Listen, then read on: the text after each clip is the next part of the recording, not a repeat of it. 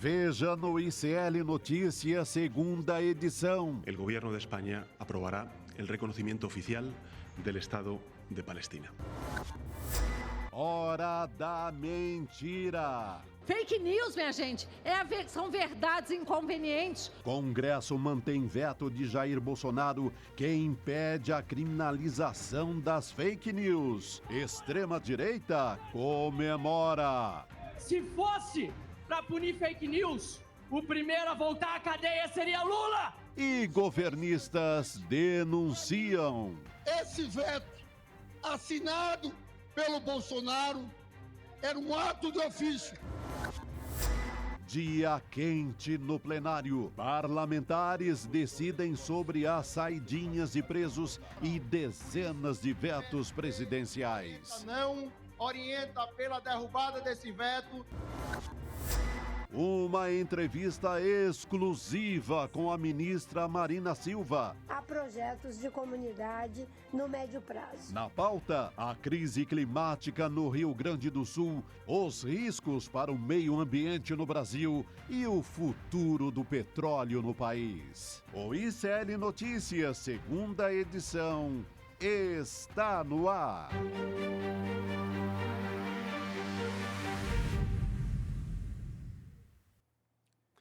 Alô, comunidade do ICL Notícias, segunda edição.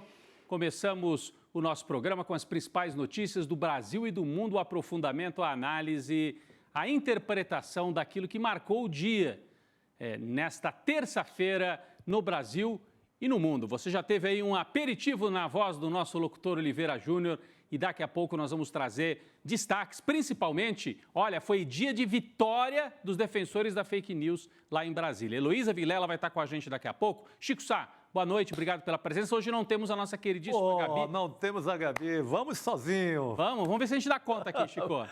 Pô, se a competência da Gabi fica difícil, mas tentaremos fazer o melhor, dar o melhor para a nossa comunidade. É isso aí. Chico, o seu destaque dessa terça-feira?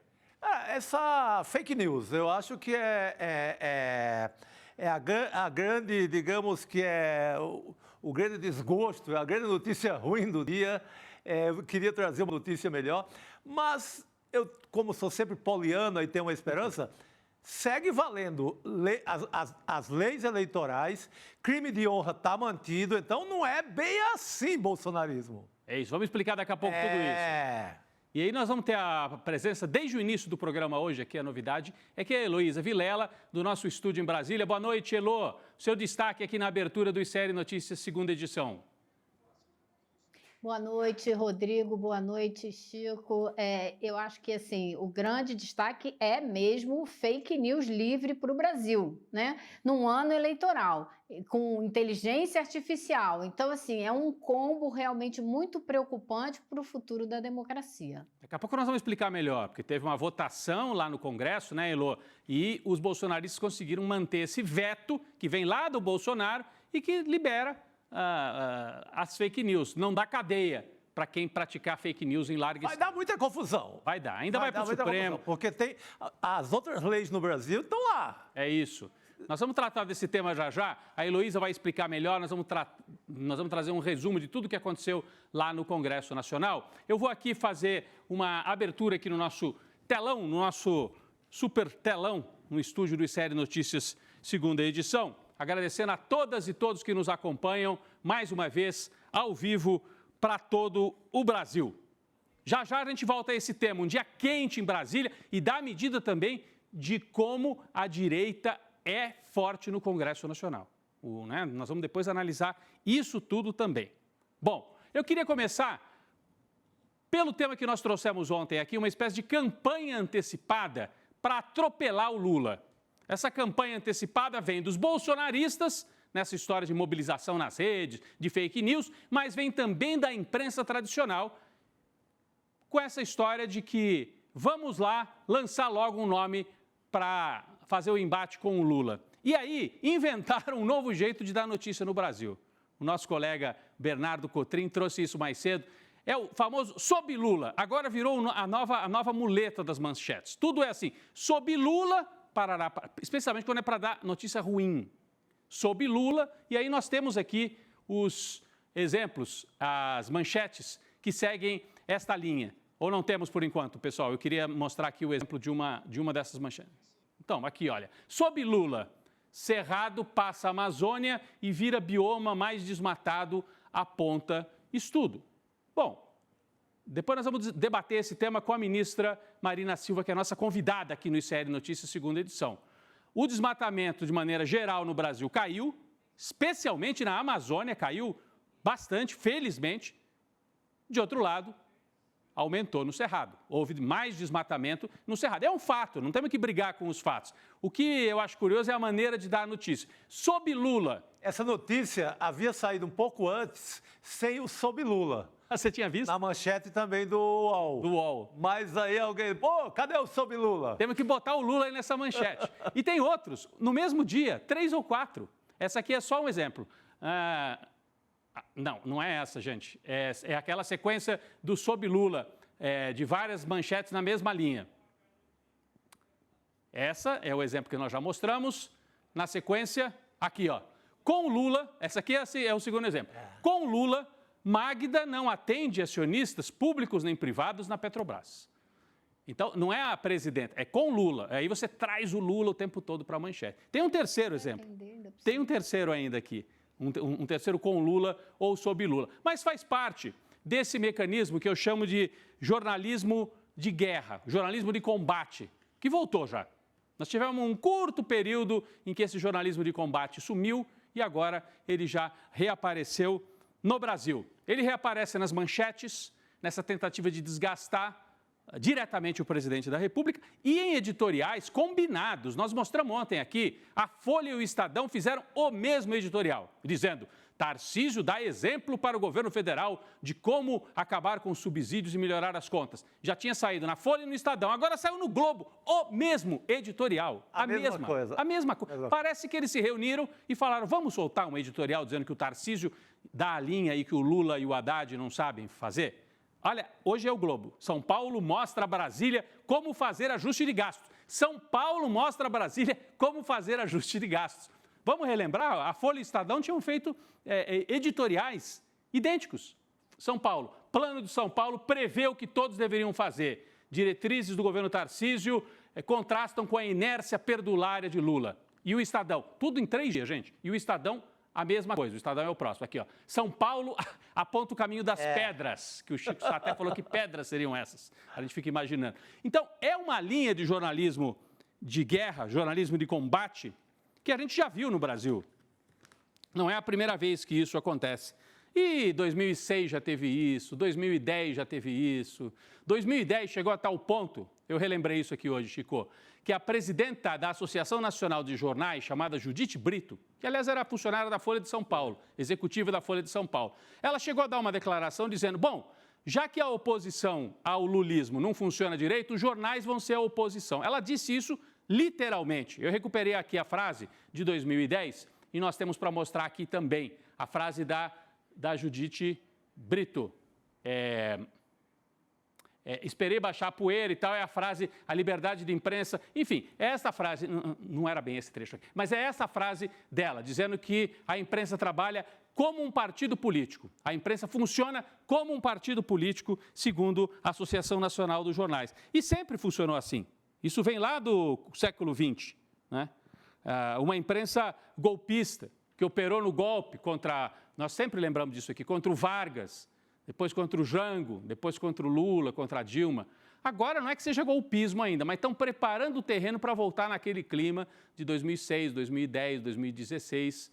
E no passado as consequências foram trágicas, né, Chico? Eu lembro sempre aquela cena, a gente tem aqui, quando eles derrubam ou levam o Getúlio Vargas ao suicídio, no dia seguinte o povo vira os carros, todo da Globo, bota fogo nos carros do O Globo, essa cena aqui, ó, no Rio de Janeiro, 1954, porque associava o Globo com o golpismo contra o Getúlio Vargas, depois o golpismo contra o Jango, depois o golpismo contra Lula e Dilma. Estamos voltando a esse mesmo jornalismo de guerra, aquela fase de uma certa, sabe, lua de mel no começo do governo Lula acabou.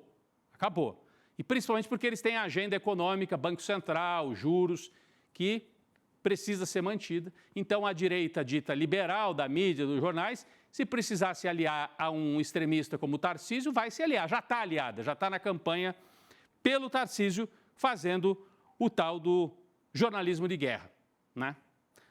Eu vou, daqui a pouco, falar um pouquinho mais de política, mas vou abrir um parênteses aqui. A gente falou de jornalismo de guerra, na guerra mesmo, falando em guerra no Oriente Médio. Hoje, um pronunciamento importantíssimo, que eu vou destacar aqui um trecho, do primeiro-ministro espanhol.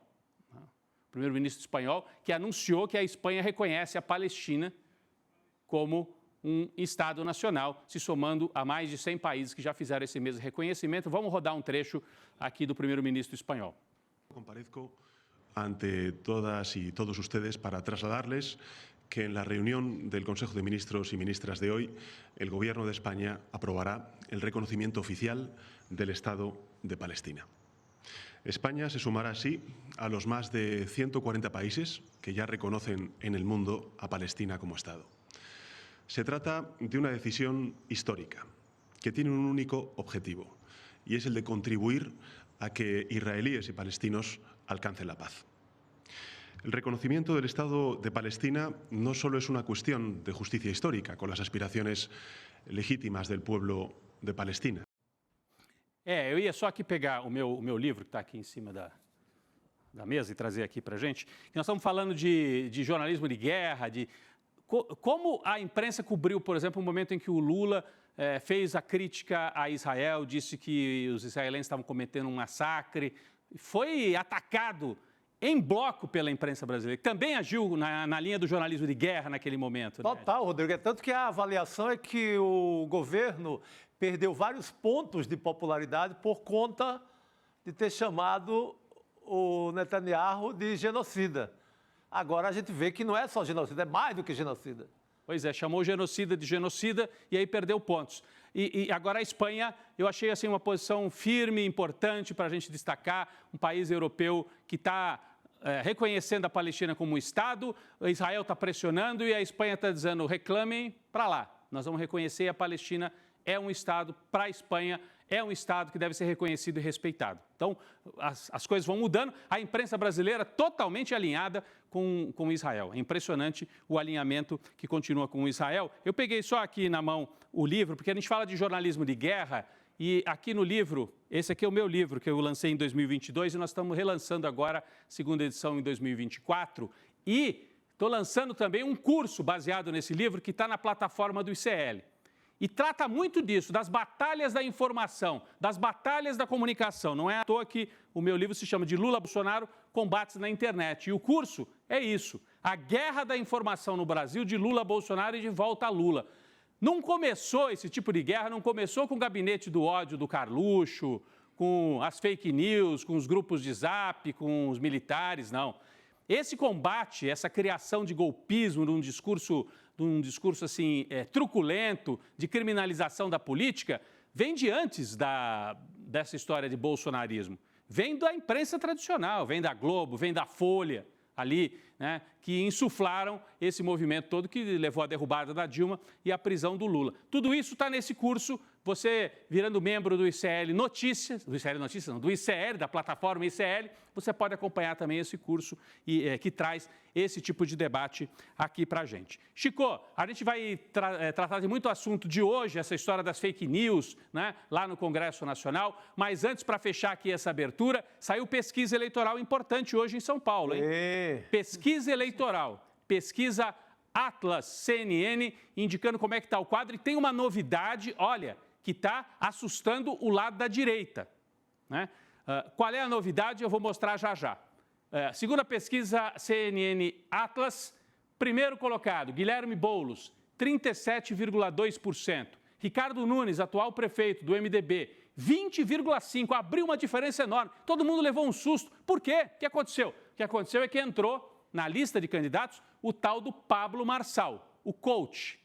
Esse que ficou falando absurdos aí na história do Rio Grande do Sul, mas que tem uma entrada impressionante nas redes sociais e no bolsonarismo. Nesse discurso de é cada um por si, o Estado não tem muito o que fazer, né? Esse discurso quase um Milei, é quase um Milei aqui do Brasil, ele aparece com 10% na pesquisa. Tabata Amaral, 9,9%, Datena, 7,9%, Kim Kataguiri e depois a candidata do Partido Novo. Então, a gente percebe que a direita se divide.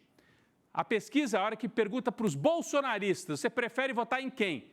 Olha, Ricardo Nunes tem uns 40%, mas o Pablo Marçal tem 25% dos votos dos bolsonaristas. Por isso que ele atinge esse percentual. Sempre que entra um bolsonarista mais forte, faz esse papel do Pablo Marçal. Isso não é muito novidade. Quando você pega o Ricardo Salles, ele vem junto com o Ricardo Nunes, até mais perto do que o Pablo Marçal. Se você tem um bolsonarista mais bolsonarista do que o Ricardo Nunes, vai dividir diretamente esses votos com ele. Até uma análise para a gente fazer, né, Chico? O Pablo Marçal, ele se lança candidato para valer ou está fazendo um jogo da extrema-direita? Porque, olha só, o pessoal lá do bolsonarismo raiz acha o Ricardo Nunes muito moderado, acha que ele não é direitista o suficiente. E ficam cobrando, ele tem que ser mais bolsonarista. E o Ricardo Nunes fica no meio do caminho. Quando lança o Pablo Marçal é para mostrar para o Nunes, se você não for para o lado do bolsonarismo, vai ter gente te perturbando, podendo te, inclusive, ameaçar a sua ida ao segundo turno.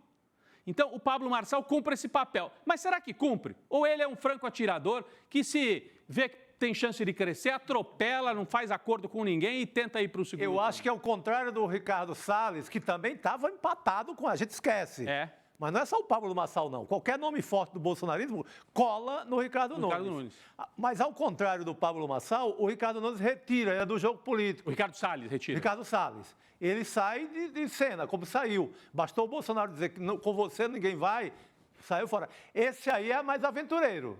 Franco atirador. Se ele sobe, o Nunes vai ter problema. Olha só, é uma surpresa, então um quadro, uma novidade, porque havia uma certa divisão no campo mais para a esquerda, o Boulos com a Tabata, que tem um voto assim progressista, de centro, vai.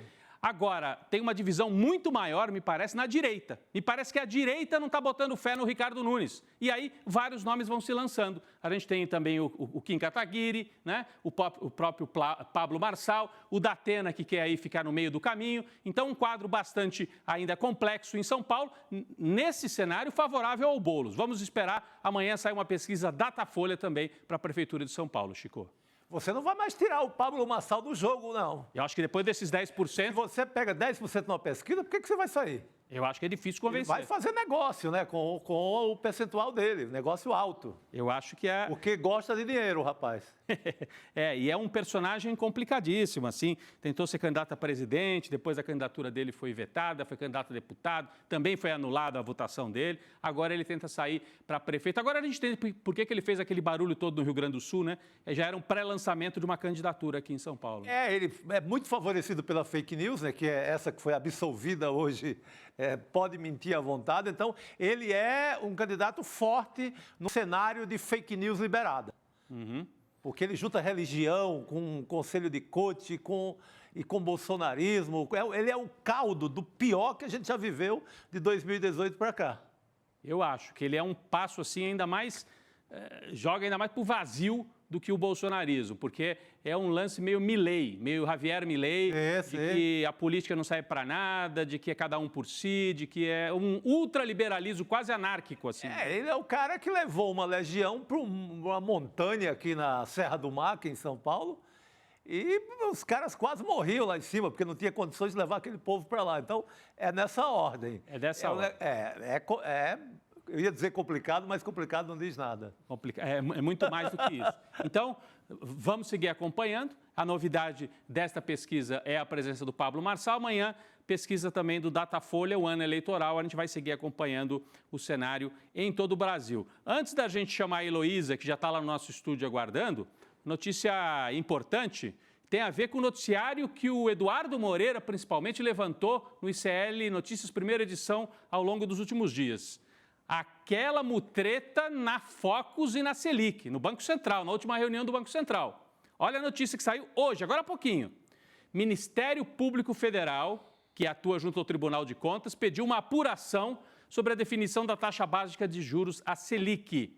O Ministério Público alega que as decisões do Banco Central podem ter sido manipuladas para atender interesses de banqueiros, pedido de apuração se embasa justamente no escândalo levantado pelo ICL, envolvendo a elaboração do boletim Focus, né, Chico? A gente explicou aqui, o BC, Banco Central, ouve o pessoal do mercado. Qual é a previsão de vocês? Vai subir a inflação, não vai subir? E com base nessas previsões, eles decidem se os juros caem ou sobem. E o Eduardo Moreira revelou que os bancos, que não se identificam na hora de fazer essa leitura, tiveram um comportamento, alguns, estranho. De um mês para o outro, subiram, explodiu a previsão de inflação. Alguém apostando inflação de 8%, imagina. Totalmente fora da curva, dando a impressão... Porque na média você vai aumentar. Então, se aumentar a previsão, o Banco Central tem uma desculpa técnica na mão para aumentar os juros. Ou para não fazê-lo cair como deveria. Então, é um tema que foi levantado pelo Eduardo Moreira, por outros economistas. A gente trouxe aqui outros, o próprio Luiz Nassif veio aqui, falou com a gente sobre isso também. É uma dúvida. E agora o Ministério Público, junto ao TCU, quer saber. Escuta, tem que dar publicidade, tem que dar mais transparência. Que história é? Tem mutreta ou não tem mutreta? Amanhã no ICL Notícias, primeira edição, mais detalhes sobre isso. Eduardo Moreira e toda a nossa equipe voltam a esse tema, que o TCU e o Ministério Público já encamparam. Nós temos que levantar. Isso é um debate fundamental para o Brasil. É o debate principal hoje no Brasil. Chico, vamos trazer a Heloísa, porque ela acompanhou de perto lá o que aconteceu no Congresso. A hora é a vez da Elô. Elô, por favor, você acabou de chegar, inclusive, do Congresso, você acompanhou hoje. O Congresso pegou fogo, né, Elô? E eu queria fazer um resuminho aqui, e aí você comenta. Por 317 votos contra 139, foi mantido o veto do Bolsonaro que impede a criminalização das fake news. O Bolsonaro vetou um trecho da lei, em 2021, que abolia a Lei de Segurança Nacional. Esse veto, parece confuso, mas é o seguinte, o Bolsonaro vetou um pedaço da lei e com isso, impede a tipificação do crime de comunicação enganosa, ou seja, fake news. Então, está liberado. É como se dissesse assim, está liberado as fake news e os bolsonaristas hoje, com 317 votos, aliados à direita dita liberal, moderada, mantiveram isso. Heloísa, explica para a gente o que aconteceu. Daqui a pouco eu vou rodar aqui um trecho de um deputado lá, o Marcel Van Hatten, dizendo, assim, mostrando, simbolizando o que eles acham que foi essa votação de hoje. Mas explica para a gente, Elô. Então, é uma coisa incrível quando você observa, né, uma votação no Congresso, porque hoje em dia as pessoas não vão ali dialogar ou disputar uma posição política. Elas mentem a respeito do que é aquele projeto que está sendo votado. É um negócio absolutamente incrível. Então, claro, a discussão ficou ali, se é fake news, a gente está votando contra as fake news, a gente está votando pela liberdade de expressão. O fato é que o trecho que o Bolsonaro vetou diz que você pode tratar como crime quem divulgar fatos sabidamente incorretos, mentirosos, enganosos, que possam afetar eleições, que possam afetar a democracia. Então, é bem específico até, né? E aí, eu ouvi uma análise muito, muito interessante do deputado Lindbeck Faria, dizendo o quê? E ele disse isso na tribuna. Isso foi um ato de ofício, foi o Bolsonaro se preparando para a eleição que viria logo em seguida, para ele poder mentir sobre urna eletrônica, para ele poder mentir sobre o resultado da eleição, para ele fazer tudo o que ele fez na nossa cara e ninguém pode tratar como crime porque ele vetou esse artigo da lei que tornaria crime justamente o que ele fez. Agora, a minha grande preocupação, e acredito que é a de todo mundo que entende o que era, né, esse trecho da lei, é com o que está por vir. A gente está num ano eleitoral, onde você tem inteligência artificial, onde você tem edições cada vez mais sofisticadas para criar mentiras verossímeis, né? E a gente vai para uma eleição debaixo de tudo isso sem uma lei que trate como crime você fazer tudo isso. Então, assim, é um absurdo, é uma loucura. Chico, já vou passar. Você quer comentar? Não, pode. Porque eu ia rodar aqui, Elô. Os bolsonaristas fizeram um barulho o dia inteiro, para eles era uma prioridade número 0, né? Manter esse veto, porque eles querem manter a possibilidade de mentir sem ser penalizados. E daí, quando eles obtiveram a vitória, vamos ver o que disse, por exemplo, o deputado Van Hatten, que é do Partido Novo do Rio Grande do Sul, durante a votação. Vamos assistir. A oposição orienta por manter o veto Porque esse veto é para perseguir quem fala a verdade, não para quem mente. Senão o primeiro preso seria Lula, que voltaria para a cadeia. Lula disse que não indicaria amigos para o Supremo. Lula disse que não teria sigilo sobre seus atos. Lula disse que quem ganha até R$5.000 não pagaria imposto de renda. Lula disse que o povo voltaria a comer picanha e o que tem é abóbora. Portanto, senhor presidente, se fosse para punir fake news, o primeiro a voltar à cadeia seria Lula. Foi uma votação com essa marca do antilulismo, né, Elô e Chico? Não sei se o Chico quer comentar um pouco também sobre essa fala, por exemplo, do... É uma fala mentirosa, aliás, né? Ele fala a questão do imposto de renda, é durante o mandato, por exemplo. Sim. Os R$5.000, o limite em 5 mil. Então, ele já mente nessa hora, é loucura. Mas tá com marca do antipetismo forte, né? Forte. Que casa com um antipetismo muito forte que você... citou aqui na abertura, que ele está muito latente na mídia de novo. Então, o ambiente que se cria é essa história. Mas só para a gente não sair desse programa hoje completamente sem esperança, eu ouvindo alguns advogados, como, por exemplo, o Fábio Sais Silva, que sempre participa aqui do... ele acha, por exemplo, ele opinou agora há pouco também nas redes sociais, que não altera muita coisa. Por exemplo, na eleição, Elô, está lá o Código Eleitoral, as regras eleitorais estão lá. O que você não pode por exemplo, alguém mente sobre as enchentes no Sul. Essa pessoa, como fez o Pablo Massal, que é que está aí... Pré-candidato a prefeito. Você não pode, eu vou entrar na justiça como cidadão porque esse cara mentiu e prejudicou a população do Rio Grande do Sul. Ele não vai ser punido por isso. Mas se ele mente numa eleição, se ele mente dentro da eleição como candidato, o TSE, o TRE, os tribunais regionais, têm como puni-lo e retirar do ar a mentira veiculada na eleição. Que aí é lei eleitoral. Então, ele não pode ser processado criminalmente. Ele não vai para a cadeia por aquela mentira, mas é retirado do ar e ele tem a punição pela lei eleitoral. Então, está um pouco livre porque aquilo não vai dar cadeia para bolsonarista, mas as punições eleitorais, elas serão mantidas. É isso, Elô. Ô, Chico, eu vou elogiar o seu esforço positivo e otimista.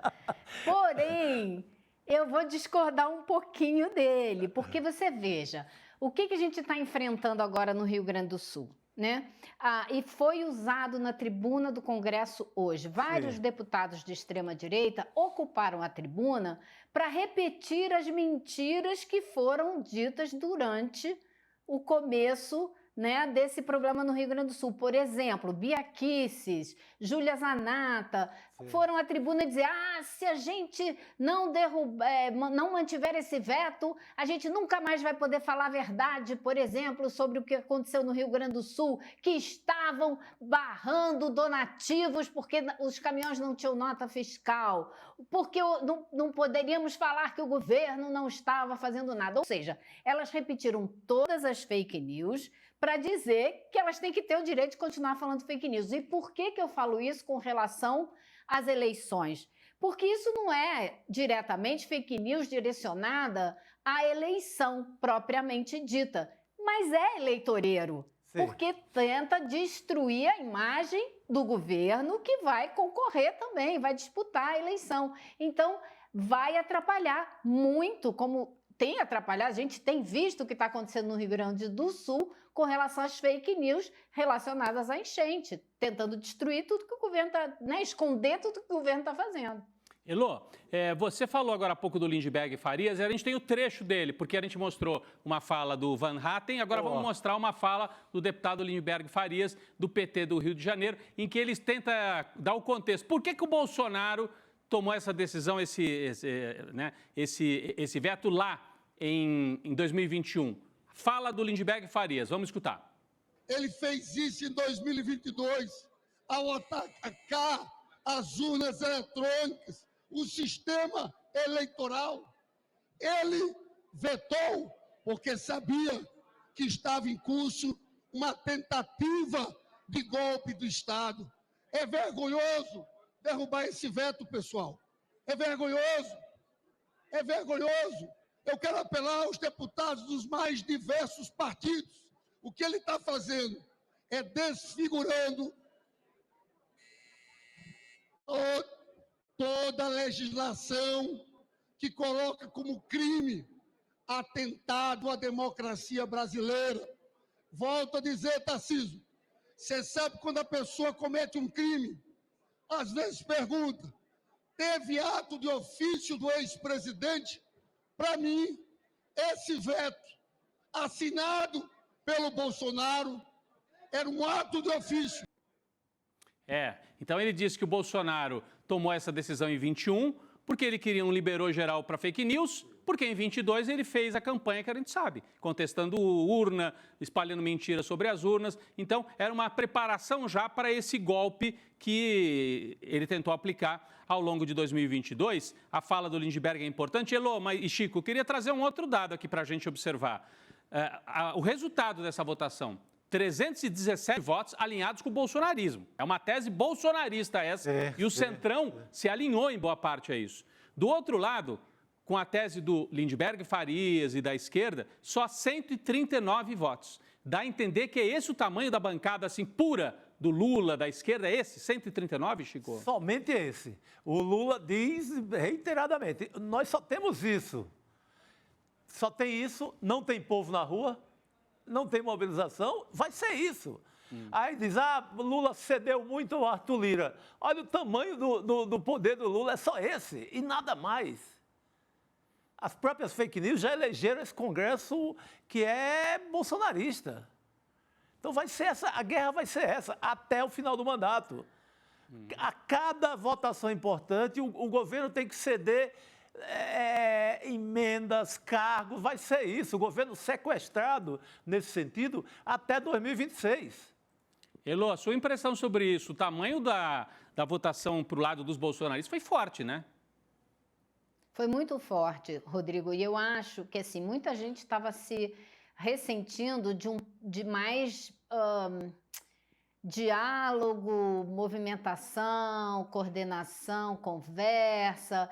Assim, a impressão que a gente teve hoje no Congresso foi que o governo não fez nenhum esforço para mudar o rumo dessa votação. Ou porque achou que não ia ter condição mesmo de mudar, ou porque achou que não valia a pena gastar cartucho com isso. A gente sabe que muitas vezes, né, o governo só consegue mudar alguma votação se entrega mais alguma coisa para alguém, né, na base do convencimento, e me parece bem difícil. Agora, também soube que o ministro Ricardo Lewandowski andou telefonando para alguns deputados, não sei se senadores também, mas andou tentando articular algum tipo de argumentação, de convencimento, de esclarecimento, para que as pessoas entendessem exatamente no que elas estavam votando. E não teve, né, como se viu, resultado objetivo algum. Mas é o que o Chico estava falando, né?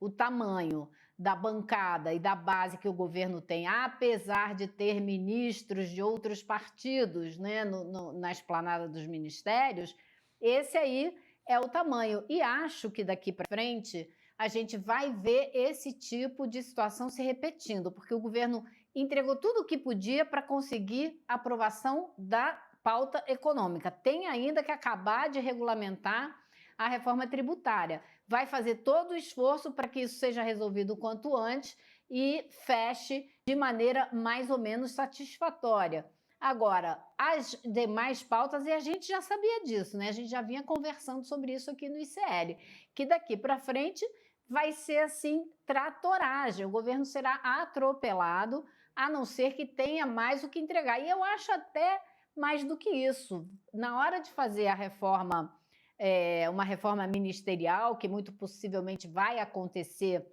depois das eleições, no fim do ano, o governo vai ter que pensar muito bem que reforma ele vai fazer, porque não adianta você continuar trazendo deputados de outros partidos cujos partidos não votam com o governo em nada, né? Cadê o pessoal do União Brasil? Não votou votou com o governo, né? E dificilmente vota. Então, é uma consideração a se fazer também, acho que para uma possível reforma ministerial. Ou você exige que os votos compareçam, ou você não coloca esse pessoal no governo, né? É impressionante. Agora, também entender por que para os bolsonaristas é tão importante, para eles é um assunto, é tema assim, olha, tem que manter a possibilidade de mentir. Eles querem a possibilidade de mentir, de espalhar fake news. A gente tem aqui um quadro, Chico, porque fake news toca no nervo do bolsonarismo. Olha aqui um quadro com várias fake news associadas ao bolsonarismo ao longo dos últimos anos. Então, por exemplo, 2022, durante as eleições presidenciais, um vídeo associou Lula a ideologias satânicas. O conteúdo foi repercutido, teve repercussão pelos congressistas que apoiaram o ex-presidente Jair Bolsonaro do PL. Publicações de Jair Bolsonaro associaram Lula ao PCC, maior facção criminosa do país. As postagens depois foram derrubadas pelo TSE, mas já tinham sido espalhadas, tiveram um papel também na campanha de 2022. Você tem um efeito, depois o TSE tira. Aí, quando eu falo a lei eleitoral vai continuar fazendo essa mesma coisa. Não vai conseguir derrubar da campanha. Mas, primeiro, que o estrago está feito, e segundo, que o promotor da fake news ele não pode ser processado criminalmente. Só no eleitoral. Só no eleitoral. Mas o eleitoral continua valendo o jogo. É nesse sentido que eu tentei buscar um fiozinho de esperança. Mas olha, são muitas fake news, Chico. Tem mais uma. Em outubro, já quando a eleição estava já se encaminhando para a sua fase final, Bolsonaro reforçou fake news sobre Lula. Diz que o Lula ia acabar com os MEIs, né? O empreendedor individual no Brasil. A fala original foi totalmente tirada de contexto e avançou aí. Esses são alguns exemplos, eu não sei se a gente tem outros aqui para mostrar aos nossos espectadores. Aqui, maio de 2024, já nas enchentes do Rio Grande do Sul. Fake news espalhadas por bolsonaristas.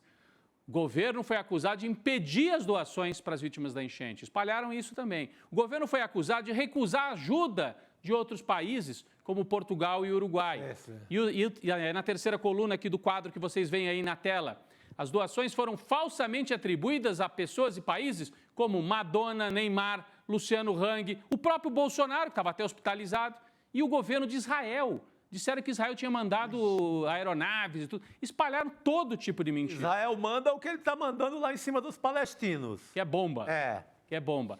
Então, isso aqui é para mostrar, Heloísa, como é estratégico para o bolsonarismo, para a extrema-direita, continuar tendo o direito de mentir, porque isso ajuda a fazer bancada. Eles vão eleger gente. É operacional do bolsonarismo. Você acompanha isso nos Estados Unidos também, né? É uma operação que eles usam no mundo inteiro. Mas você tirou a palavra da ponta da minha língua agora, Rodrigo, porque eu estava me lembrando justamente disso, né? Eu fui uma vez a uma exposição de um museu que foi criado por alguns dias lá nos Estados Unidos, que era o Museu dos Tweets do Trump, mostrando quanto que ele mentia.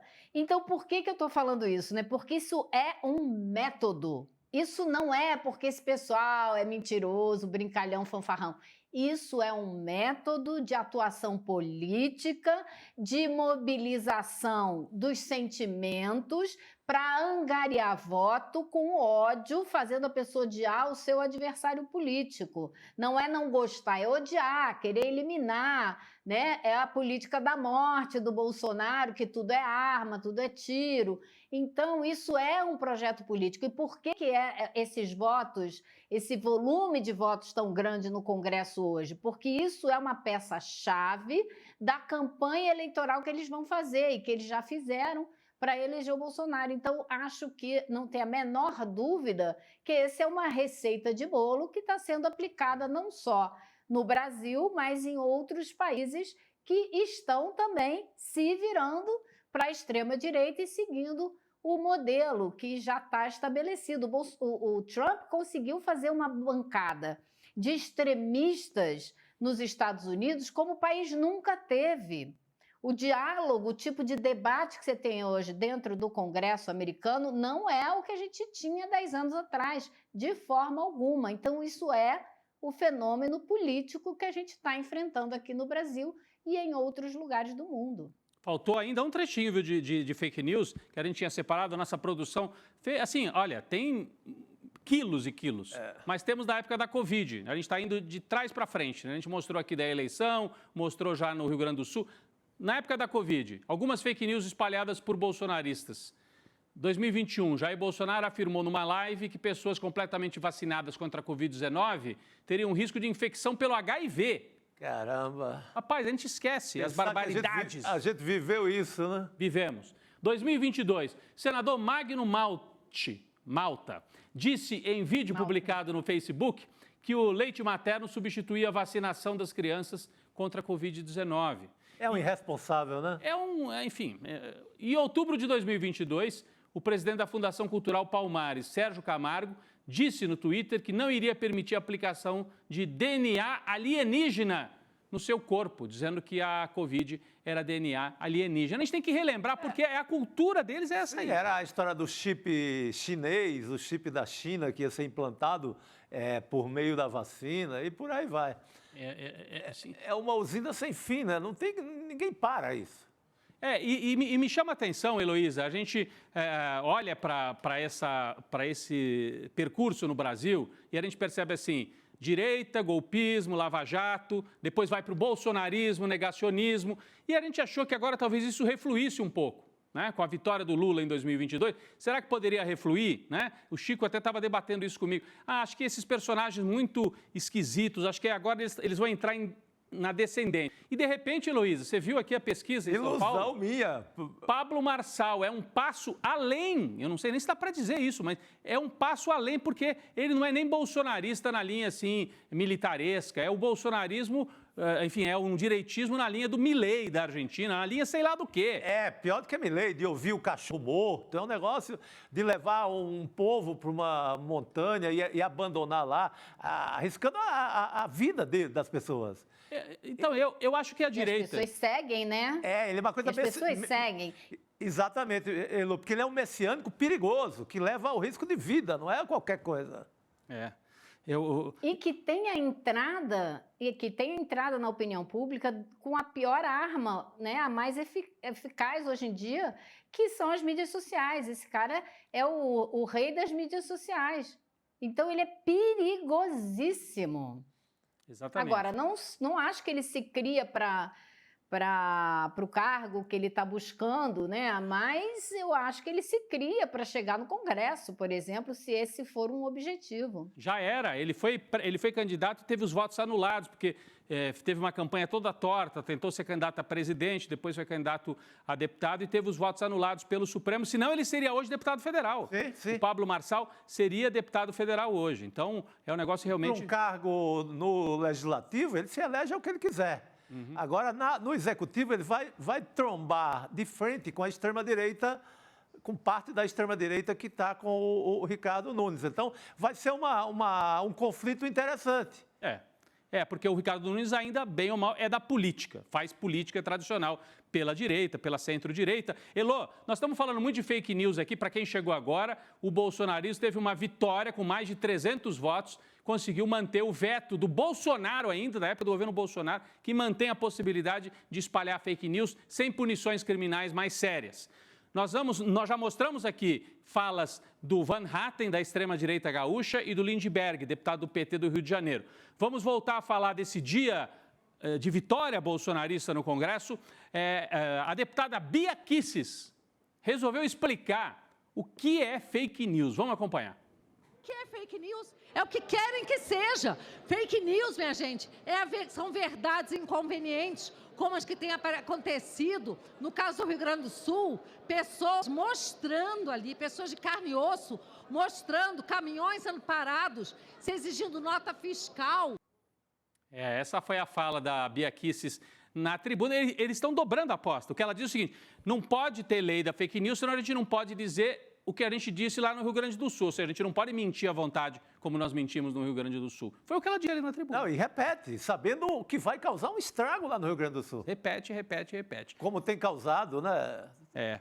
Foi a segunda vez, Elô, que a Bia Kicis tentou explicar o que é fake news. Ela já tinha feito isso no começo do mês de maio. Vamos ver um outro trecho. Ninguém aqui quer se esconder. As pessoas que são contrárias a esse projeto, não é porque a gente quer mentir à vontade, não. Até porque, infelizmente, a verdade é a seguinte: o mundo é cheio de mentiroso e mentira não é crime. Pode ser pecado, pode ser feio, pode ser imoral, mas mentira não é crime. Então estão perseguindo, querendo buscar, caçar mentirosos, é isso? Rapaz, o mundo é cheio de mentiroso, Nossa mentir não é Senhora. crime. Agora ela contou tudo. Ela assume, né? Ela assume pra valer. Será que não tem família, né? Não tem vergonha de dizer isso? A família ouviu uma história dessa, né? Tem nada. O que é que mamãe faz lá no Congresso? Faz isso, né? Defende o direito de mentir, Pelo Elô. amor É de mais ou Deus. menos o que O direito de mentir. Não, e essa frase, eu acho que é muito importante isso, né? Essa frase que o Bolsonaro vetou, né? Impedir você de mentir para afetar o resultado das eleições, para afetar a democracia. Isso é muito importante. Não era nem o problema de mentir para qualquer situação, é para uma situação específica, para a gente poder defender a nossa democracia minimamente. E ela foi ali na tribuna do Congresso dizer que a mentira é livre, que ninguém pode ser responsabilizado por mentir. Olha que insensatez, né? Não, o mundo é cheio de mentirosos. É aquela hora do ato falho, assim. Gente, pelo amor de Deus, eu quero ter o direito de ser o que eu sou. Alguém que vive da mentira, a Bia Kicis. Ela assume assim da forma mais explícita possível. Agora, quando eu volto à minha tese, ali, baseada no que o Fábio Sais Silva falou, o advogado, veja só, a indústria da mentira está mais ou menos liberada no Brasil. Mas você tem o ex-presidente inelegível. Então, a parte eleitoral pode não levar para a cadeia como não levou até agora, mas a parte eleitoral funciona. Então, assim, não é, ou ao menos, o que eu quero dizer, não é tão livre assim.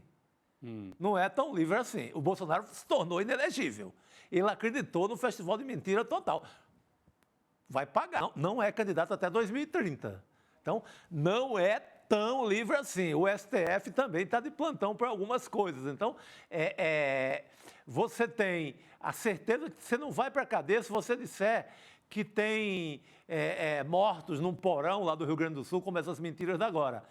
Mas, durante a eleição, pelo menos aquele curto período, sua candidatura pode ser impugnada, por exemplo. Sim. Então não dá para arriscar tanto. Tem essa possibilidade. Depois nós vamos até debater isso. O Supremo Tribunal Federal pode ser acionado, porque certamente vai ter gente querendo dizer, escuta, o que está aprovado aqui é inconstitucional, é o direito de espalhar mentiras e isso afeta a democracia brasileira, afeta a própria Constituição. Eu acho que há a possibilidade de ir ao Supremo, mas eu não sou jurista, depois a gente pode debater melhor isso. Para a gente não ficar só com tanto bolsonarista falando aqui no ICL Notícias, a esquerda... Só para acrescentar, Rodrigo, eu ouvi isso no Congresso hoje também, tá? Diga, de alguns deputados da esquerda dizendo que eles acreditam que sim, que isso pode ser levado ao Supremo e ser declarado inconstitucional. Espero que sim. O deputado Carlos Zaratini, do PT de São Paulo, falou que o veto de Bolsonaro estava ligado ao projeto eleitoral, às eleições de 2022. É interessante a gente ver que o então presidente da República já previa alguns atos que aconteceriam mais à frente, como, por exemplo, o mar de fake news em campanha eleitoral. E, então, o presidente resolveu vetar um artigo que previa como crime a promoção ou financiamento de campanha ou iniciativa para disseminar fatos que sabem verídicos e que fossem capazes de comprometer o processo eleitoral. Acho que está muito claro o que aconteceu. Tanto a fala do Lindbergh Farias quanto do Zaratini vão nessa mesma linha. Demos uma passada importante sobre esse dia também, sem dourar a pílula. O bolsonarismo tem força, a direita está fortíssima e mostrou força hoje na Câmara. Isso é um fato para a gente observar e cumprimos esse papel aqui também jornalístico. Mas vamos mudar de assunto com uma convidada super especial agora aqui no ICL Notícias segunda edição, com a presença da Heloísa Vilela do Estúdio de Brasília. Nós vamos falar com a ministra Marina Silva. Vamos falar com a ministra Marina Silva, que gentilmente, né, atendeu aqui o convite do ICL para participar desta edição. Heloísa, eu passo para você, para que você faça a primeira pergunta, já agradecendo. Obrigado, ministra, pela sua participação aqui ao vivo com a gente. Heloísa. Boa noite, ministra. Bom, eu não poderia começar de outra maneira. Tenho que falar do Rio Grande do Sul, onde eu estive, passei 11, 12 dias lá.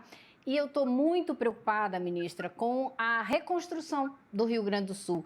Não estou vendo discussões a respeito de como reconstruir, levando em consideração os problemas da crise climática, os problemas que levaram à situação que o Estado está passando, né? Que são muito amplos, porque a gente tem que pensar na Amazônia, a gente tem que pensar no Pantanal, no Cerrado, mas o Rio Grande do Sul tem que pensar nos seus biomas e na situação das beiras de rio, das matas ciliares, enfim, é uma quantidade de problemas e eu não estou vendo, não sei se a senhora está tendo a oportunidade de inserir essas questões nessa reconstrução. Bem, boa noite, uma satisfação estar com você, Rodrigo, Chico, Heloísa, obrigada pela oportunidade.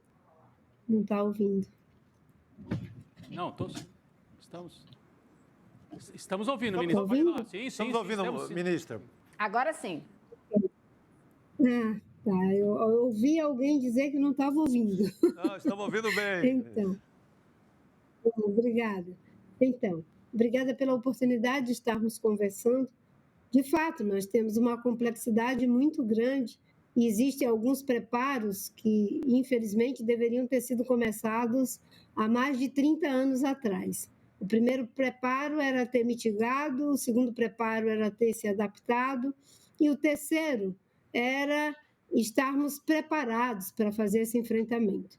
Mas, infelizmente, boa parte dos governos, boa parte das empresas, boa parte dos formadores de opinião nunca deram ouvidos aos clamores e aos reclames da ciência, ou mesmo do ativismo ambiental, que vem alertando tudo isso desde a década de 70, quando se começou os primeiros, digamos assim, encontros para se chegar a Rio 92. Nesse momento, nós temos um esforço que é ainda de socorro às vítimas de emergência. Nós temos mais de 80 mil pessoas que estão fora de suas casas, uma grande parte delas vivendo em abrigos. Nós temos uma situação muito grave de regiões que ficaram todas completamente inadequadas para processos de reconstrução e tanto o Ministério da Cidade, quanto o Ministério de Transporte, quanto o Ministério de Minas e Energia, a Comunicação, o próprio governo do Estado tem procurado a orientação de especialistas para orientar nessa reconstrução. E o Ministério do Meio Ambiente, obviamente, não é um ministério como o Ministério de Transporte, nem de Infraestrutura. Nossa ação é uma ação muito mais de formulação de política, de sugestão de alternativa, de articulação de especialistas para que possam dar esse suporte. Eu tive uma conversa recente com o governador e ele manifestou o desejo de fazermos uma cooperação para ajudar no processo de reconstrução, está tentando montar um comitê de especialistas. O ministro Pimenta, que está à frente da força-tarefa do governo federal, a mesma coisa, mas essa é uma situação de magnitude tal que, infelizmente, as pessoas ainda estão tendo que lidar com ela, buscando ali as tentativas e erros. Ninguém vai ter uma resposta pronta e acabada. O que o Ministério do Meio Ambiente tem dito é que esses eventos não vão parar. O ano passado, nós tivemos um problema por 2 vezes de grandes enchentes no Vale do Taquari. Essa é a 3ª vez. Reconstruir as casas, reconstruir os empreendimentos privados no mesmo local, com certeza isso não é a solução.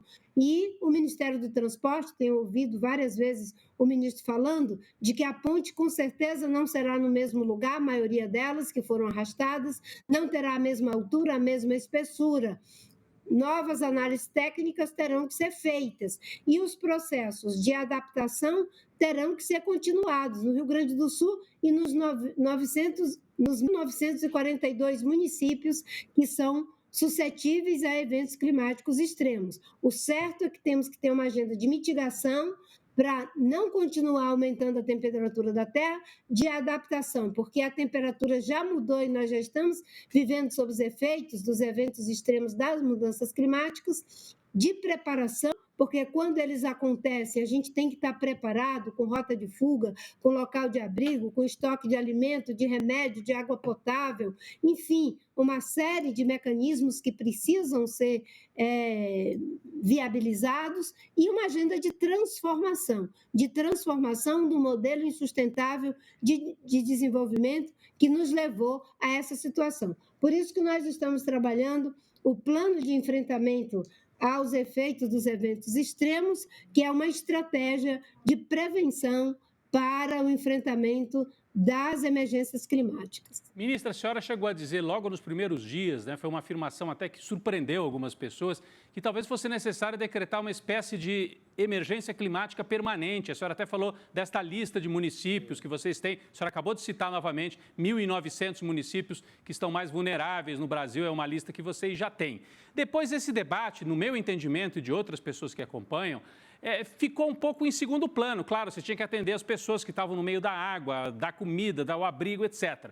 A senhora sente que essa pauta do meio ambiente poderia ou ainda pode ser melhor trazida até pelo governo? Por exemplo, eu vi a senhora numa coletiva ao lado de outros ministros com o Lula, lá em Porto Alegre, né? A senhora sente que teve espaço para trazer essa agenda, para colocar isso no centro do debate? Tem espaço para isso? E a senhora acha que até agora não houve tanto espaço? Gostaria que houvesse mais para esse debate central do meio ambiente? Esse debate está no centro do coração do governo. O presidente Lula estabeleceu que a agenda ambiental é uma agenda transversal. Foi o presidente Lula que, lá no Rio Grande do Sul, sabendo do esforço que nós estamos fazendo desde fevereiro de 2023, quando aconteceu aquele triste episódio lá em São Sebastião, começamos a trabalhar um plano de enfrentamento a esses eventos climáticos extremos, olhando para o esforço de sair da agenda do gerenciamento do desastre para uma agenda de gerenciamento do risco. Isso é algo complexo, que não fica de pé da noite para o dia. Lá em Porto Alegre, o presidente Lula se dirigiu a mim dizendo: nós estamos trabalhando no plano e é fundamental que o plano fique pronto o quanto antes. E estamos em constante diálogo. Eu, o ministro Valdez, o ministro da Cidade, ministra Luciana, do Ministério de Ciência e Tecnologia, ministro Fernando Haddad, tive uma agenda com ele ontem. O próprio presidente vem sendo informado desses esforços que estão sendo feitos, ainda de forma colaborativa, entre comunidade científica, sociedade civil, agentes públicos e outros setores que estão contribuindo com o plano para que a gente possa levá-lo ao centro de governo. Ele está posto no mais alto nível de prioridade. Claro que ele é um plano inédito, como foi inédito o plano de combate ao desmatamento. Quando eu cheguei aqui em 2003, não tinha um plano.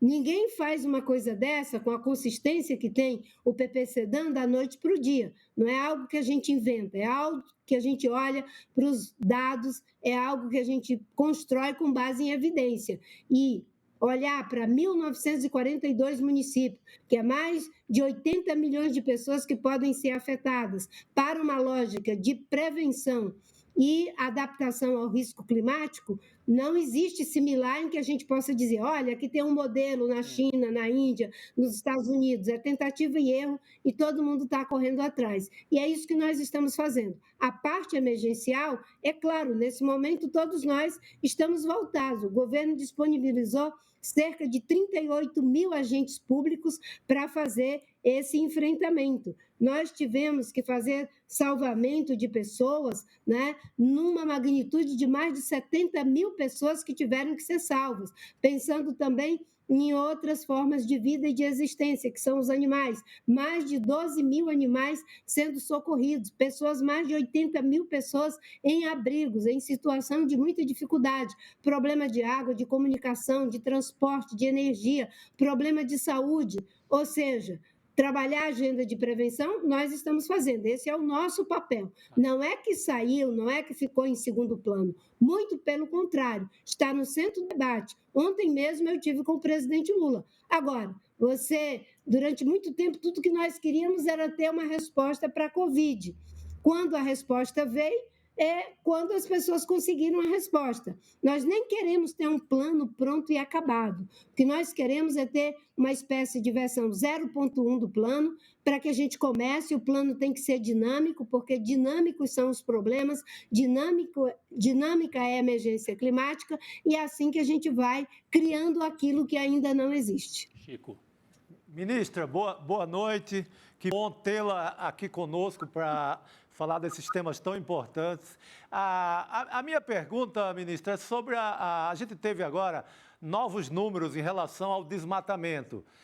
Na Amazônia, graças à sua equipe, à política de governo muito forte, o resultado é muito bom até agora, né? Mas, por outro lado, temos o Cerrado, no bioma do Cerrado, parece que o estrago continua. Qual é essa diferença? É o agronegócio? O que é legislação que é mais frouxa, é mais leve? Por que essa diferença, ministra, da Amazônia e do Cerrado? Olha, nós temos vários fatores que fazem com que a gente tenha essa diferença. Nesse momento, como você falou, Chico, nós temos queda do desmatamento na Amazônia, nós temos queda de desmatamento na Mata Atlântica e temos queda de desmatamento, uma inflexão na curva de alta em relação ao Pantanal. Temos problemas em relação à Caatinga e aumento de desmatamento em relação ao Cerrado. No caso da Amazônia, nós já tínhamos o plano que foi feito em 2003, começou a ser implementado em 2004, que reduziu o desmatamento por quase uma década em 83%. Então, havia ali um know-how, uma curva de experiência que, ao ser retomada, atualizada e colocada em prática, mostrou que quando você tem política pública articulada, transversal, com base em evidência, funciona. E é isso que o plano fez. Já empurrou desmatamento de novo para uma queda altamente significativa na Amazônia, de mais de 60% nesse período de governo do presidente Lula. Em relação ao Cerrado, já fizemos o plano de prevenção e controle do desmatamento do Cerrado. Ele já está sendo implementado, mas até que ele comece a dar os seus efeitos, tem aí um longo processo de articulação e ações de comando e controle. Por que eu digo de articulação? Porque no Cerrado, diferentemente da Amazônia, que temos que preservar 80% na forma, né, de área de preservação permanente, de reserva legal, principalmente, né, nas propriedades, você só pode usar 20% da propriedade. No caso do Cerrado, com raras exceções, você pode usar até 80% e preservar 20%. O problema é que o homem legisla, mas a natureza não assimila. E nós já estamos com graves problemas no Cerrado, de diminuição, né, do regime de chuvas, de diminuição da vazão dos rios, dos principais rios, né, cerca de 19 mil metros cúbicos de água por segundo, né, nós já estamos perdendo nos principais rios do Cerrado. E temos uma situação ainda em relação à questão, né, de retardo no regime de chuva e baixa do lençol freático. Nossa perda em relação à quantidade de volume de metros cúbicos por segundo do volume de água nos principais rios tem um reflexo em relação ao regime de chuvas, tem um reflexo em relação ao lençol freático também. Então, o que nós vamos fazer é fazer um trabalho de articulação com o setor privado, com os governadores. Já fizemos uma reunião com o consórcio dos governadores, fizemos uma reunião com alguns segmentos do setor produtivo para fazer um grande pacto pelo Cerrado, a fim de que ele seja igualmente preservado. Nós já tivemos um prejuízo de 80 milhões de toneladas de grãos que deixaram de ser produzidos em função desses problemas a que me referi. Heloísa. Ministra, eu queria aproveitar e combinar duas coisas. A senhora falou dessas perdas de grãos, né? Eu sei que as representantes do governo chinês tem se reunido com representantes do agronegócio brasileiro, mostrando o quão prejudicial será para as exportações brasileiras desses produtos, né, de soja, de milho, etc., se não forem tomados os cuidados necessários para que essas produções sejam sustentáveis. Então, eu gostaria de saber, a senhora que consegue unir um conhecimento profundo do assunto com um ativismo, uma história de ativismo nesse setor e com atividade política, né, relacionada ao meio ambiente, se a senhora está vendo alguma maneira de sensibilizar esse setor do agronegócio, que precisa mudar seus métodos, e se essa situação no Sul também traz mais consciência para a população brasileira a respeito da urgência climática, ou se as fake news continuam imperando e o lucro pelo lucro continuará imperando? Olha, eu acho que a sensibilidade ela vem pela formação científica, a sensibilidade vem pela sensibilidade, aliás, pelo bom senso em relação a tudo que está acontecendo, e ela vem também em função dos graves prejuízos que já estão ocorrendo. 80 milhões de toneladas de grãos que deixaram de ser produzidas em função da diminuição do regime de chuvas é algo que tem levado muitos segmentos a pensar. Existem aqueles que já estavam sensibilizados porque tentam trabalhar uma agenda de sustentabilidade no agronegócio, aumento de produção por ganho de produtividade, em vez de abertura de mais e mais áreas, seja na Amazônia, seja no Cerrado ou nos demais biomas. E eu, o ministro Fávaro, o ministro Paulo Haddad, o ministro Paulo Teixeira, temos trabalhado uma agenda muito interessante, que é no âmbito do Plano Safra. O Plano Safra faz o financiamento do setor agrícola, tanto de médios e até um pouco de grandes, porque os grandes se autofinanciam, mas de médios proprietários e um pouco mais acima, e o Pronaf faz o financiamento da agricultura familiar. Então, nós trabalhamos para que todo o Plano Safra fosse agricultura de baixo carbono. Isso é um esforço que está fazendo com que a gente leve ao agricultor, grande ou pequeno, a que tenha boas práticas, que preserve mata ciliar, que preserve a reserva legal ou recupere reserva legal, que use bioinsumos, que tenham boas práticas, para que a gente tenha uma agricultura de baixo carbono. Os que fazem isso ficam aptos a receber uma redução nos juros. E esse ano, a versão 0.2 do Plano Safra, nós esperamos ampliar cada vez mais esses ganhos. Agora, tem uma frase que eu tenho repetido muito nos últimos dias, que foi dita pelo ministro Fávaro numa dessas conversas que tivemos. Ele falou para mim que ele sempre achou, e os agricultores sempre acharam, que os nossos maiores ativos no setor agrícola era o fato de termos uma grande quantidade de terra, de áreas férteis, uma grande quantidade de conhecimento e base tecnológica para a agricultura e de termos pessoas vocacionadas para a atividade agrícola. E que hoje eles duramente estão descobrindo, ele próprio, de que o nosso maior ativo sempre foi um clima equilibrado. Porque sem um clima equilibrado, o que a gente vai fazer com a nossa grande quantidade de terra fértil? O que a gente vai fazer com a nossa tecnologia? O que a gente vai fazer com os nossos agricultores? Aí ele disse, o nosso maior ativo é um clima equilibrado, porque uma hora é seca, outra hora é cheia. E o Brasil é um país vulnerável e nós vamos ter que nos adaptar, vamos ter que nos transformar e nos preparar para fazer o enfrentamento de algo que deveria ter sido feito há 30, 40 anos atrás. Ministra, um outro tema aqui para a senhora. A nova presidenta da Petrobras, Magda Chambriard, ela defendeu uma aceleração na exploração do petróleo na primeira entrevista coletiva de imprensa ontem. Magda Chambriard também se manifestou favorável à exploração na chamada margem equatorial. A senhora acha que isso sinaliza que a nova gestão da Petrobras está menos engajada na transição energética, nos cuidados ambientais, do que a administração anterior de Jean Paul Prats? E isso preocupa o Ministério do Meio Ambiente? Qual é o diálogo que o Ministério do Meio Ambiente pode fazer com a Petrobras em relação a isso? O Ministério do Meio Ambiente e o IBAMA têm uma relação técnica com a Petrobras.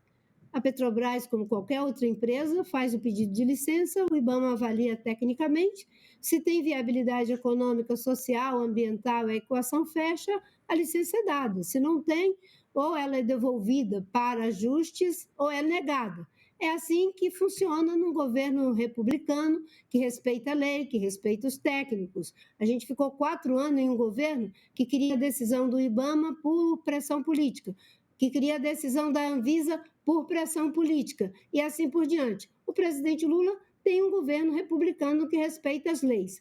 A questão de explorar petróleo ou deixar de explorar petróleo, de um modo geral, em relação ao debate que está posto na Convenção do Clima, de fazer a transição para o fim do uso de combustível fóssil, que foi isso que saiu da COP28 nos Emirados Árabes Unidos, em Dubai, essa é uma decisão que não é o Ministério que toma e nem é o IBAMA. Essa é uma decisão que é tomada pelo Conselho de Política Energética. Agora, quem faz o licenciamento é o IBAMA, e o IBAMA vai responder sempre tecnicamente. Nós sempre dizemos, né? O IBAMA não dificulta e nem facilita. Nós cumprimos com a legislação. Numa república, é assim que as coisas funcionam. E, obviamente, que a minha orientação é do presidente Lula. Foi o presidente Lula que estabeleceu que é desmatamento zero, foi o presidente Lula que colocou, inclusive no G20, de que nós temos que fazer o enfrentamento da mudança climática. É o presidente Lula que está comprometido com 3 questões fundamentais no nosso país: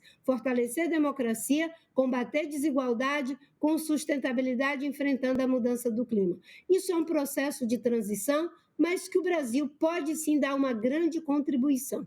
O que eu tenho dito, e isso eu tenho dito ao longo da vida, de que a Petrobras tem que deixar de ser uma empresa só de exploração de petróleo para ser uma empresa de produção de energia. E aí o presidente Lula deu um sinal muito bom quando fomos agora na Colômbia com o presidente Petro. Ele fez um acordo de cooperação entre as 2 petroleiras, em que o acordo dizia que ia se fazer um esforço para a produção de hidrogênio verde e de biocombustível, já na linha do que está na COP28, que temos que triplicar renovável, duplicar eficiência energética e fazer a transição para o fim do uso de combustível fóssil. Claro que com o princípio da justiça climática. Países desenvolvidos, produtores e consumidores vão à frente, países em desenvolvimento vêm em seguida, mas todos sabemos que temos que fazer essa transição. Aliás, lá em Dubai, né, quando essa decisão foi tomada, ela foi quase que um ressarcimento de cerca de 31 anos em que se debatia tudo, menos a questão do fim do uso de combustível fóssil, ou seja, carvão, petróleo e gás, que é isso que tem levado ao aquecimento do planeta, ao desequilíbrio do planeta. É um processo de transição? É, porque não existe mágica. A gente não consegue fazer com que a China se torne um país de matriz energética 100% limpa da noite para o dia, mas todo mundo tem que correr e correr rápido, porque nós já estamos vivendo sob os efeitos dramáticos da mudança do clima. Muito bem, queria agradecer aqui a participação da ministra do Meio Ambiente, Marina Silva. Heloísa, sei também do seu esforço, do seu empenho para que ela viesse aqui, né, conversar com a gente no ICL Notícias. Agradecer ao Chico, mas principalmente a ministra que cedeu uma parte do seu tempo aqui para conversar com a gente. Elô, obrigado à ministra, se você quiser se despedir também. Não, eu queria agradecer porque é isso, a gente vinha dizendo há dias aqui, é fundamental, precisamos ouvir a ministra Marina Silva, justamente por causa de tudo que está acontecendo no Rio Grande do Sul, que é, claro, uma consequência de tudo que a gente não fez, como a senhora muito bem disse, nos últimos 30 anos. Então, muito obrigada pela sua presença. Muito bem. Eu que agradeço a vocês, muito obrigada por essa oportunidade. Obrigada. Obrigado. Até a próxima, até a próxima. Heloísa, a gente passou aqui com a ministra Marina Silva por vários temas. O Chico perguntou até sobre essa questão do Cerrado, só para a gente trazer os números, né? Porque nós falamos, mas não trouxemos com todos os detalhes. Sim. O relatório anual de desmatamento registrou uma queda de 12% no desmatamento no Brasil de 2022 para 2023. A Amazônia, principalmente, o Chico falou já disso, caiu 62%. A ministra reafirmou, mais de 60%. Agora, os números foram positivos também na Mata Atlântica, mas como o Chico Sá já destacou aqui, no Cerrado houve um crescimento de 67% no desmatamento. Isso é que preocupa, ela falou bastante sobre esse tema. Elô, não sei se você quer finalizar sobre isso. Poderíamos ter falado um pouquinho mais sobre a Petrobras, porque eu acho que ficou aí um certo tema em relação a isso, né? Essa presidência da Petrobras. A Marina Silva disse, a ordem do Lula é numa determinada linha, mas a presidência da Petrobras disse que vai priorizar a exploração do petróleo, né? Eu acho que ela deixou duas coisas muito claras e que eu acho que são muito importantes. Uma é o senso de emergência, o quanto a gente tem que correr atrás e como a gente já está sentindo os efeitos da crise climática. Não é amanhã nem depois de amanhã, já chegou, é hoje. Então, a gente está muito atrasado. E essa sensação, esse sentimento da emergência é que eu acho que ela traz com muita força e acho vital que ela traga. Quanto à Petrobras, também acho que ela deixou muito claro que no que depender do IBAMA, que é ligado ao ministério dela, as coisas só terão validação e licença para serem feitas se estiverem de acordo com a lei, se não forem provocar ainda mais estragos, né? Então, eu acho que num governo de frente amplíssima, como é o caso desse governo, né? É o que você pode fazer e é o que você pode esperar. Agora, com relação à redução do desmatamento, que é uma notícia muito boa, eu acho que a notícia vai ser boa mesmo quando a gente tiver um índice maior de reflorestamento do que o índice de desmatamento, mesmo que ele seja menor. Acho que a gente deve mudar o nosso parâmetro. Não adianta mais a gente ficar torcendo e trabalhando por uma redução do desmatamento apenas, né? Taxas menores de desmatamento. A gente precisa de taxas de replantio, de reflorestamento, de recuperação dos biomas destruídos. Muito bem. Heloísa, nós vamos voltar aí aos temas quentes de Brasília, dia de muitas votações no Congresso. Nós mostramos mais cedo a vitória bolsonarista no episódio aí das fake news. Vamos voltar ao vivo. O plenário do Congresso tem votação agora. Vetos, né? Vários vetos aí no plenário, inclusive o da saidinha dos presos, né? O presidente Lula vetou o trecho da lei que excluía totalmente a possibilidade de saídas temporárias de presos no regime semiaberto, uma pauta que une extrema-direita e a direita dita liberal ou centrão na questão da segurança pública. Vamos acompanhar um trecho da votação que acontece ao vivo e assim que a gente tiver a atualização, tem informação de que já teria avançado essa votação também, mas vamos ouvir um trecho. De derrota, seja 100% de derrota do governo Lula e de vitória dos brasileiros.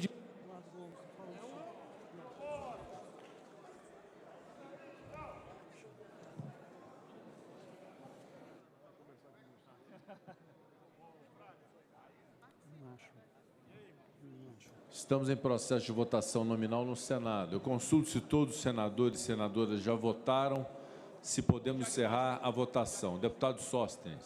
Presidente, é um dia que realmente devemos aqui parabenizar a liderança da oposição e da minoria, tanto no Senado quanto na Câmara, pelo belo trabalho. Mas também tributar gratidão à Vossa Excelência, que nos conduz no Congresso Nacional, por conduzir com equilíbrio, dando a governo e oposição o respeito devido para que a vontade soberana do povo brasileiro, através de nós que fomos eleitos, pudesse ser expressada nos painéis. Parabéns à condução equilibrada de Vossa Excelência, parabéns à minoria e oposição que hoje fazem um dia histórico, dando uma lavada no governo. Heloísa, importante a gente trazer aqui a atualização. Portanto, na Câmara dos Deputados, o veto já foi derrubado. Na votação só dos deputados, por 314 votos a 126, foi derrubado. Então, mais uma derrota do Lula. Na primeira, mais cedo, das fake news, com mais de 300 votos, agora de novo, e apenas 126 votos pela manutenção dos vetos na Câmara. O Senado está votando agora. Vamos ver se o Rodrigo Pacheco também vai anunciar o resultado nesse momento e depois a Heloísa comenta. Presidente do Senado, Rodrigo Pacheco. Votaram sim 11 senadores, não 52 senadores. Uma abstenção. Rejeitado no Senado, o veto vai à promulgação. Ou seja, uma derrota numericamente relevante. O presidente Lula sofre duas derrotas fortíssimas, tanto mais cedo nas fake news, quanto agora nesse episódio das saidinhas. A sua avaliação sobre isso já era esperado, Heloísa, e o que isso pode significar de rearranjo ou de sinal amarelo, até sinal vermelho, eu diria, para a articulação política do governo nesse momento, Heloísa?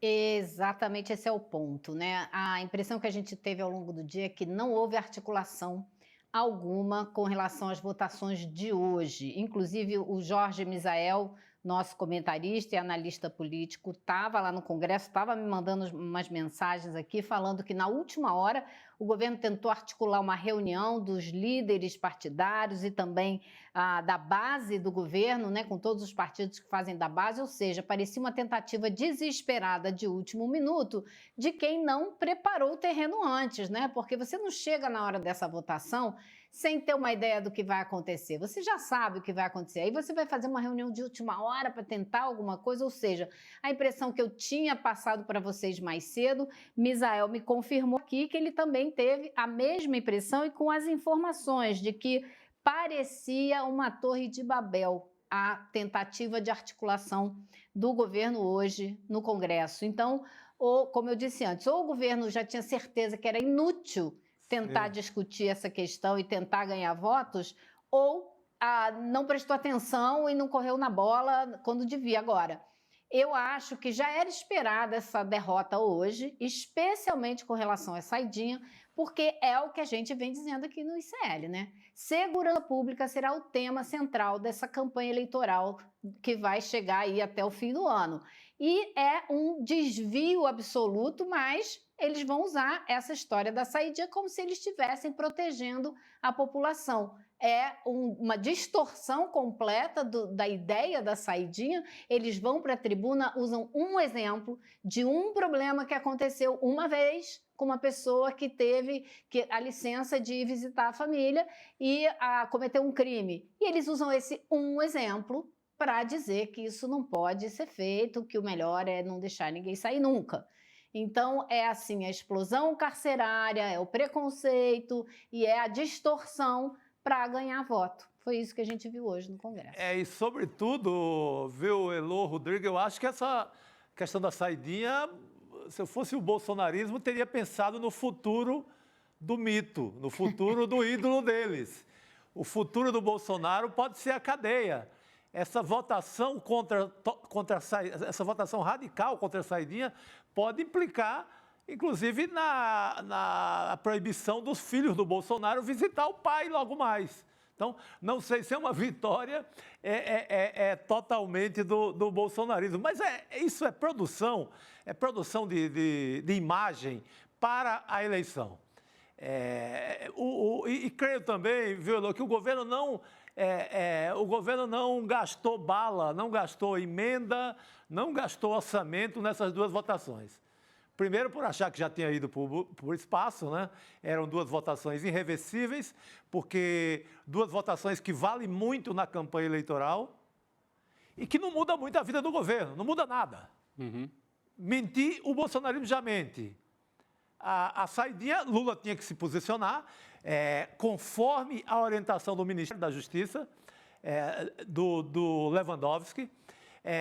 O Lula não queria ser mais à direita do que a ditadura militar. Você vê que quem vota, quem aprova a saidinha é João Batista de Oliveira Figueiredo, ministro do governo militar. Essa saidinha é uma lei feita nos anos 80, aprovada pelo governo militar. Então, acho que Lula não queria, seria muito feio se o Lula se posicionasse à direita de João Batista de Oliveira Figueiredo, o último ditador do Brasil. Então, marcou posição com veto, com a orientação do Lewandowski, não muda nada a vida do governo, nada, zero.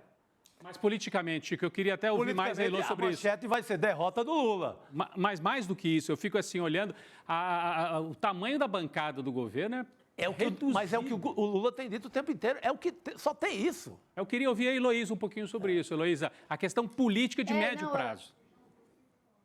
O Chico tem toda a razão. O que o Lula tem dito isso o tempo todo. O que a gente pode fazer é o que a gente pode fazer. Ele repetiu isso no último mês Eu ouvi mais de uma vez ele dizendo, olha, o número de deputados que a gente tem é X, o número de senadores que a gente tem é Y.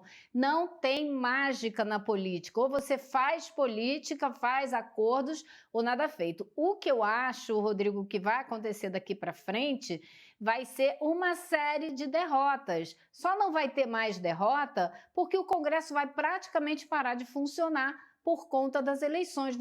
Eu anotei esse número hoje, agora eu não sei onde é que está a minha cola, rapaz, mas eu acho que são 80 eu não sei onde está a minha cola, mas eu acho que são 83 deputados concorrendo a candidaturas nessa eleição aqui, prefeituras, 84. Então não... 84, achei a cola. 84 deputados em campanha para prefeitos. Então, você imagina o que vai acontecer no Congresso daqui do recesso para frente? Não vai ter absolutamente nada. Então, o governo não sofrerá grandes derrotas porque não haverá grande votação nesse segundo semestre. E ele já estava esperando essas derrotas, isso já estava na conta. É muito ruim? Porque é um tema importante, né? É um retrocesso, como você bem disse, para a época da ditadura, imagina você.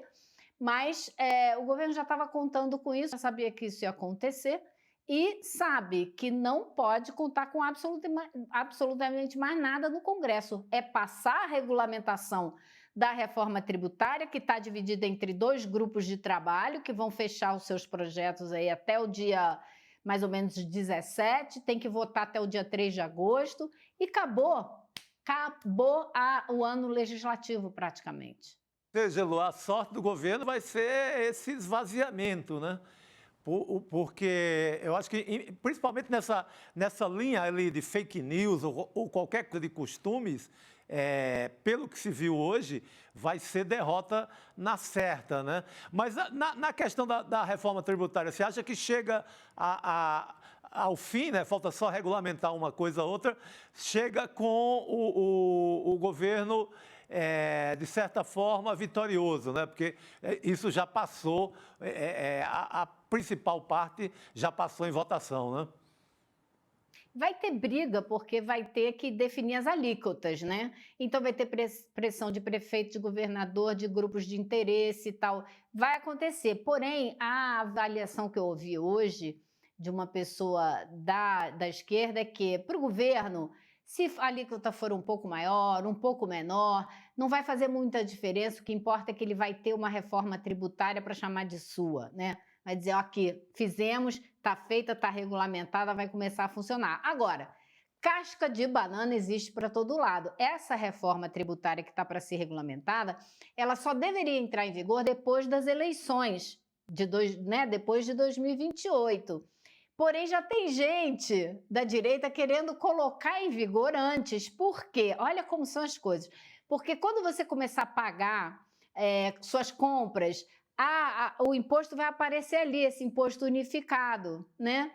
Então, a pessoa vai entender o que é imposto, o que não é, coisa que ela normalmente não presta atenção. E aí ela vai ter, num primeiro momento, a sensação, colocaram o imposto aqui, estou começando a pagar imposto e vai culpar o governo. Já tem gente querendo fazer isso. Olha como é a brincadeira no Congresso. Heloísa, mas num dia tão complicado assim, que mostra a força da extrema-direita, para completar, na Comissão de Constituição e Justiça, acaba de ver informação aqui, simplesmente a Comissão de Constituição e Justiça, na mão da extrema-direita, aprovou o fim da obrigação da vacina infantil no Brasil. Meu Deus do céu, aí para tudo. Aí um retrocesso. É o negacionismo na veia, né, que continua. Agora você tem uma coisa muito pesada. Agora bastante pesada, exatamente. Bom, agora eu posso te dar a notícia pior ainda, porque eu estou acabando com o otimismo do Chico hoje. Meu projeto hoje é acabar com o seu Você está muito íbido. Eu estou tentando buscar onde eu acho. Alguma coisa para a gente sair daqui, pelo amor de Deus. Não, mas olha, você veja, com esse Congresso que aí está, com essa coisa das fake news aprovada hoje, né? Vai ser crime e tal.